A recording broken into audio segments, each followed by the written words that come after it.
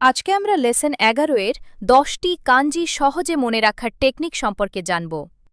কাঞ্জি ইমা অর্থ এখন, বর্তমান সময়। অনিয়মি কঁ, কুনিয়মি ইমা। মনে রাখার উপায়, ছবিতে একটি ঘড়ি দেখানো হয়েছে। ঘড়ি মানেই সময়। যখন আমরা সময় বলি, এখন কয়টা বাজে, তখন আমরা এই মুহূর্তে সময় জানতে চাই।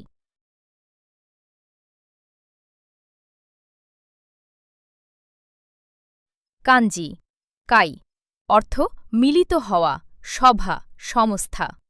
অনিয়মি কাই এ কুনিয়মি আউ। মনে রাখার উপায়, ভাবুন এই কাঞ্জিটি দেখতে যেন দুইজন মানুষ একটি ঘরের নিচে মিলিত হচ্ছে।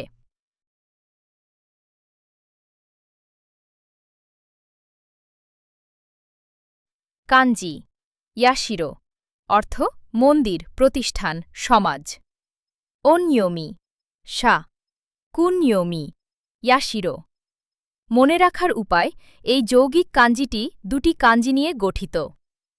শিমেস হেং অর্থ পূজা, ধর্ম, অলৌকিক বিষয় এবং চুচি অর্থ মাটি। ভাবুন একজন ব্যক্তি মন্দিরে দাঁড়িয়ে প্রার্থনা করছে মাটিতে ফসল আসার জন্য।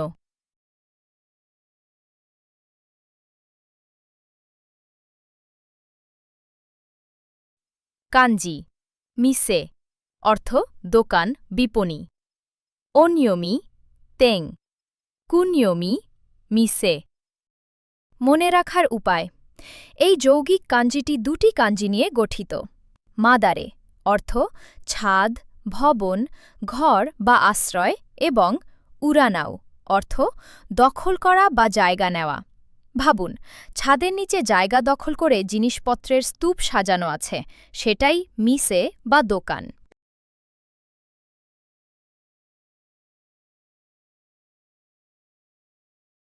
কাঞ্জি একি অর্থ রেল স্টেশন, যাত্রাবিন্দু। অনিয়মি একি কুনিয়মি নেই। মনে রাখার উপায়, এই যৌগিক কাঞ্জিটি দুটি কাঞ্জি নিয়ে গঠিত। উমা অর্থ ঘোড়া এবং শাকু অর্থ দৈর্ঘ্যের মাপ, থামা বা নির্দিষ্ট জায়গা। ভাবুন ঘোড়া থামার জায়গা হল স্টেশন বা যাত্রাবিরতি স্থান।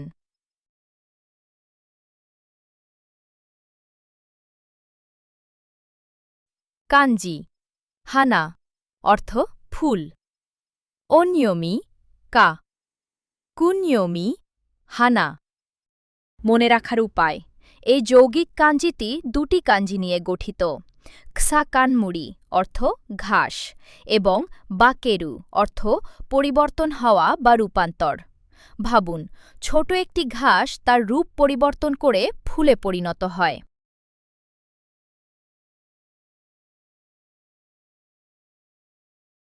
কাঞ্জি কুনি অর্থ দেশ, জাতি। অনিয়মি কোক কুনিয়মি কুনি। মনে রাখার উপায়, এই যৌগিক কাঞ্জিটি দুটি কাঞ্জি নিয়ে গঠিত। কুনি গামায় অর্থ ঘেরা জায়গা, সীমা, দেয়াল।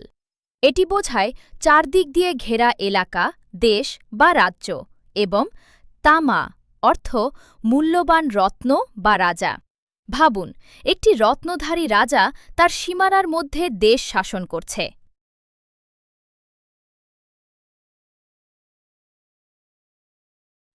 কাঞ্জি শিরো অর্থ সাদা। অনিয়মি কাক ব্যাক কুনিয়মি শিরো শিরা শিরোই।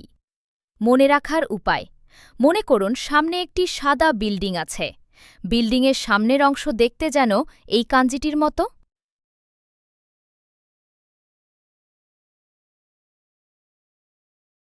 কাঞ্জি সোরা অর্থ আকাশ, ফাঁকা, শূন্যতা।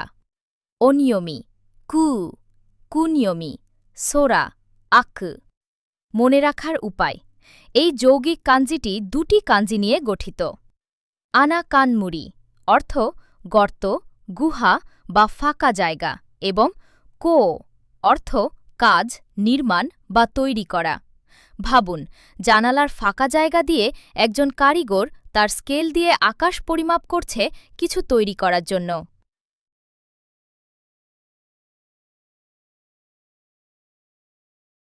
কাঞ্জি দেন অর্থ বিদ্যুৎ, বৈদ্যুতিক। অনিয়মি দেন, কুনিয়মি নেই। মনে রাখার উপায়: এই যৌগিক কাঞ্জিটি দুটি কাঞ্জি নিয়ে গঠিত। আমে অর্থ বৃষ্টি, মেঘ বা আবহাওয়া এবং তা অর্থ ধানক্ষেত, মাঠ। ভাবুন, বৃষ্টির মধ্যে বজ্রপাত ধানক্ষেতে আঘাত করছে, এটাই বিদ্যুৎ।